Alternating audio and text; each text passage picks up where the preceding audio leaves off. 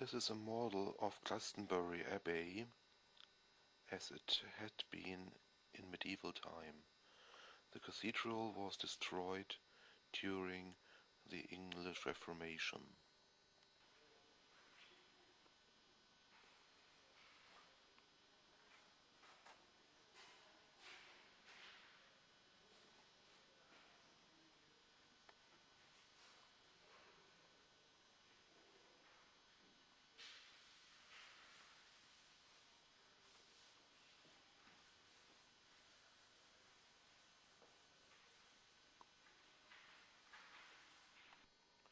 This little marble is a piece of the tomb of King Arthur.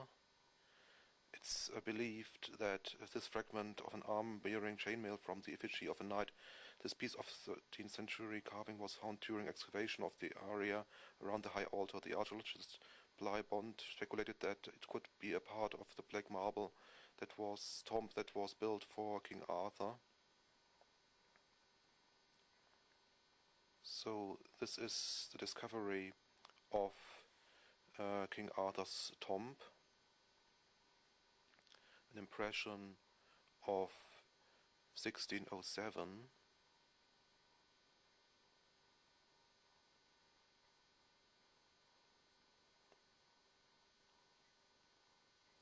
Oh no, 1767.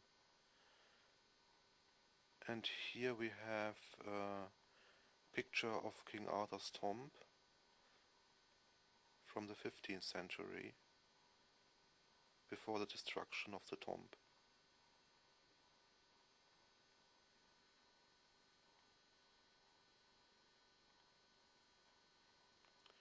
So the King Arthur story. In 1191, so writes Gerald of Wales a few years later, the monks of Glastonbury, directed by visions and certain indications in old manuscripts in their library, searched for and found the tomb of the semi-legendary 6th century King Arthur and his queen Guinevere in the cemetery to the south of the old church. Debate has continued ever since as to whether the find was genuine or whether it was a publicity stunt on the part of the monks. The abbey was destitute after the devastating fire of 1184. The publicity of finding Arthur's grave brought pilgrims and money to Glastonbury. The story of Arthur is at the heart of the traditions of medieval or European romances. By the late 15th century, the strands of Arthur, Guinevere, the Round Table, Joseph of Arimathea, the quest for the Holy Grail, Excalibur, Mordred, the Pons Pirillius, Avalon and Camelot had become so intertwined that it is now impossible to unravel Glastonbury's true part in the story. So here is the lead cross which was found on the grave of King Arthur.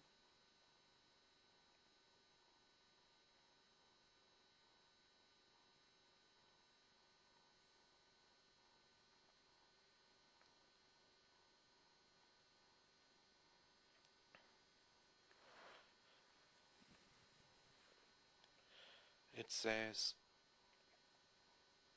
the lead cross found on the grave of King Arthur. This drawing of the cross, said to have been found under a stone covering Arthur's grave, was published by William Camden in 1607. Translated, the inscription reads, "Here lies buried the renowned King Arthur in the Isle of Avalon.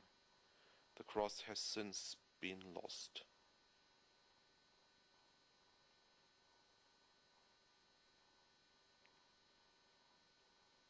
Okay, a picture showing the building of the site where the abbey was.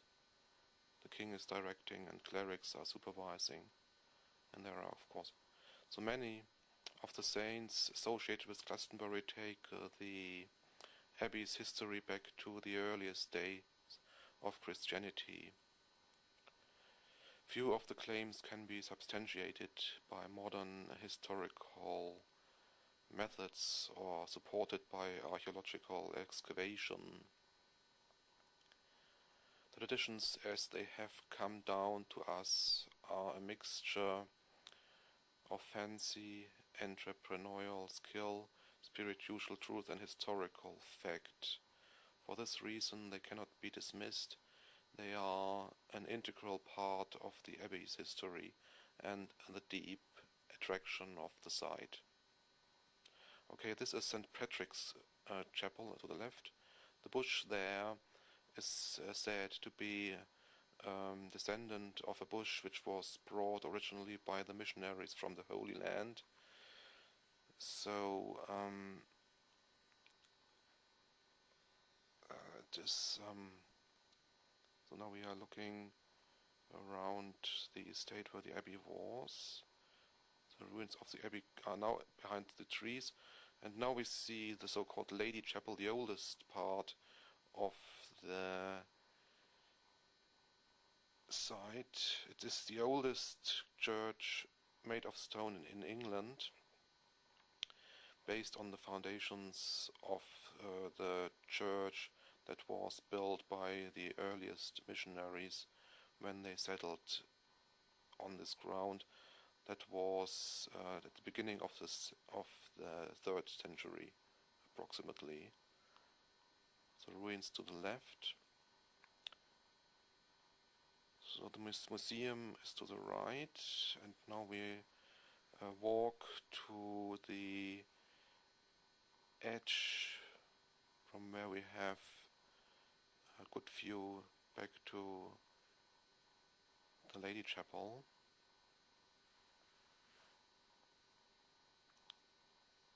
So now the Lady Chapel is coming into sight. Of course, the stone engravings are 16th century, early 16th century, when the building of the cathedral reached its height. So we are approaching, and this very, very impressive building, an important building, wasn't destructed during the dissolution of the abbey. So we see the remnants of the tower there straight on in the picture. So now we are looking at these tremendous engravings in the arch of the gate.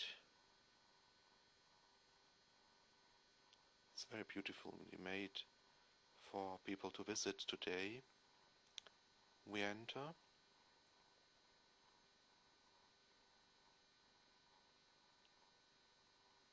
and make a left turn.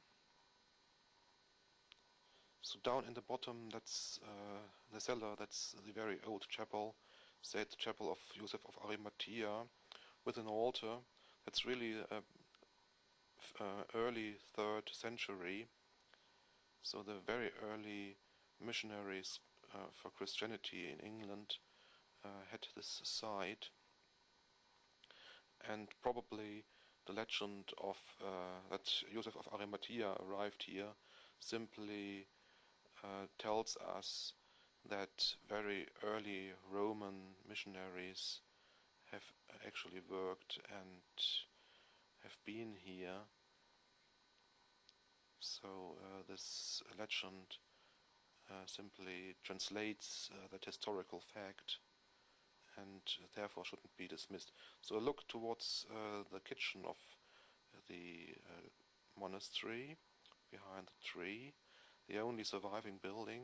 So now we are looking at the ancient cemetery, and there are the remnants of the large medieval cathedral, the wall of the Lady Chapel again. There in this direction are the buildings of the monastery, which are only left in foundations today.